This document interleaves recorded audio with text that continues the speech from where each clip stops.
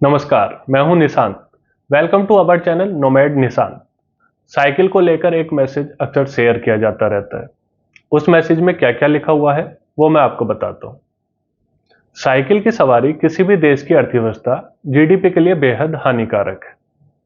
उसी मैसेज में आगे है कि सुनने में हास्यास्पद लग सकता है, परंतु सत्य है। अब उस मैसेज में इसके कारण भी बताए गए हैं, वो भी जान लेते हैं कि क्या बताया गया है।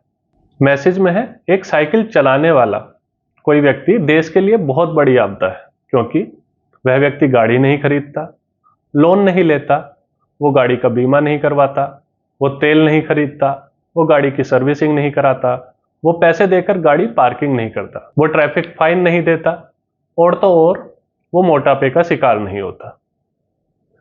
आगे इस मैसेज में बात है, जी हाँ, यह सत्य है कि एक स्वस्थ व्यक्ति अर्थव्यवस्था के लिए सही नहीं है, क्योंकि वो दवाइयाँ नहीं खरीदता, वो अस्पताल व चिकित्सक के पास नहीं जाता, वो राष्ट्र की जीडीपी में कोई योगदान नहीं देता। ठीक इसके विपरीत एक फास्ट फूड की दुकान 30 नौकरी पैदा करती है।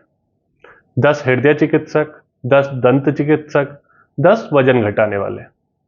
और जी, मैसेज का अंत होता है एक नोट के साथ कि पैदल चलने वाला तो इससे भी अधिक खतरनाक होता है, क्योंकि पैदल चलने वाला व्यक्ति तो साइकिल भी नहीं खरीदता।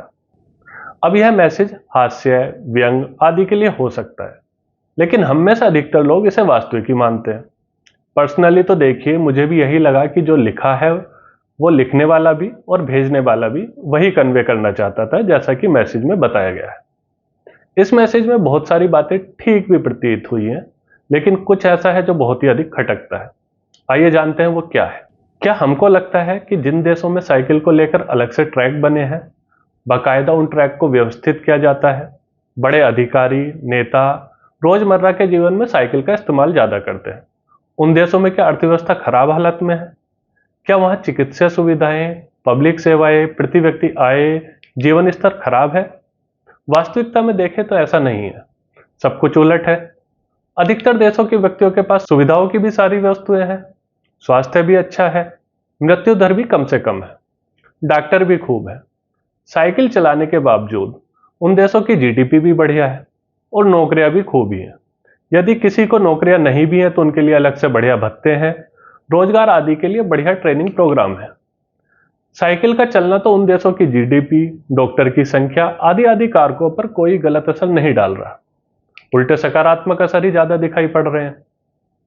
तो ऐसा क्यों है कि हमें वह साइकिल चलाने वाला मैसेज प्रथम दृष्टया, मतलब कि पहली बार पढ़ते हुए सही लगता है? दरअसल हमें सब कुछ अपने समाज, अपने अनुभवों से देखने की आदत है, इसलिए लगता है कि बाकी दुनिया भी ऐसी ही होगी।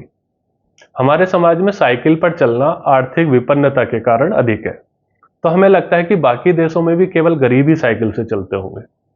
साइकिल से चलने वालों के पास भारत में अमूमन कार नहीं पाई जाती है, और हमें लगता है कि बाकी दुनिया में भी या तो लोगों के पास या तो कार है या फिर साइकिल। एक और जरूरी बात जो मैसेज पढ़ते हुए हम नहीं सोचते, क्या देश की इकोनॉमी देश के लोगों के बीमार होने से बनेगी, कमजोर लोगों से बनेगी, लोगों के बीमार आदि के कारण हुए आर्थिक नुकसान होने से बनेगी, या फिर किसी भी देश की इकोनॉमी तब बनती होगी जब देश के लोग स्वस्थ रहते होंगे और देश के बनने में सबका योगदान होता होगा?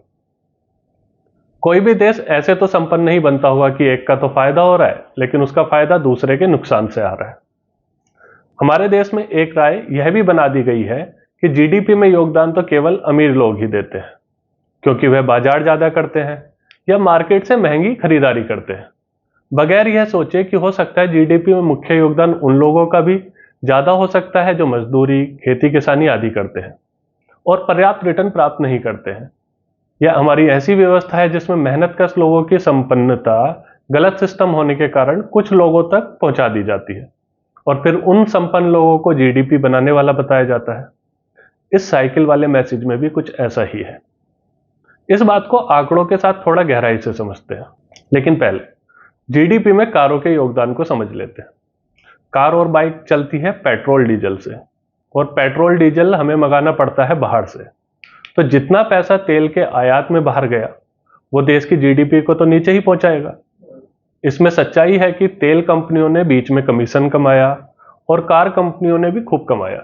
लेकिन दोस्त, बात तो देश की जीडीपी की हो रही है, ना कि किसी तेल कंपनी की या कार कंपनी की जीडीपी की। कार कंपनी ने खूब कमाया होगा और कार की सुविधा जिस व्यक्ति ने ली, कार कंपनियों में काम करने वाले लोगों की आय को जोड़ भी लिया जाए तो देश के रूप में अर्थव्यवस्था में हमने खोया ज्यादा। इसके लिए मैं बहुत आंकड़े प्रस्तुत करने के बजाय एक उदाहरण दूंगा। नीदरलैंड ने 1973 में कार फ्री संडे जैसा तक अभियान भी चलाया ताकि देश की अर्थव्यवस्था को कार से होने वाले नुकसान से बचाया जा सके। इससे वहां के लोगों ने भी बढ़ चढ़कर योगदान दिया। अर्थव्यवस्था को लेकर कार की कहानियां खूब है, जिन पर अगली किसी वीडियो में विस्तार से चर्चा करेंगे।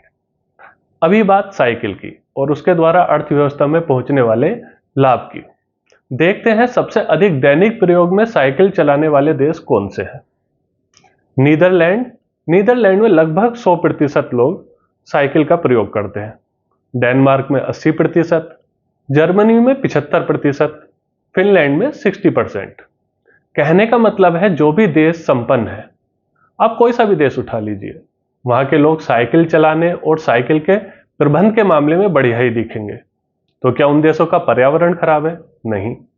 क्या उन देशों की अर्थव्यवस्था कमजोर है? जवाब फिर से वही है, नहीं। बल्कि यह सबसे अधिक स्टेबल और नागरिक सुविधाओं का ध्यान रखने वाले देश है। तो 100 बातों की एक बात, साइकिल से ना पर्यावरण को नुकसान होता है ना अर्थव्यवस्था को। तो आगे से आपको कोई भी गलत ज्ञान दे तो आप उसे अपना ज्ञान जरूर दिखाएं। And please show your support bye subscribing our channel. A big thank you. And yes, I will learn some sort of acting one day. See you soon with new topic in next video.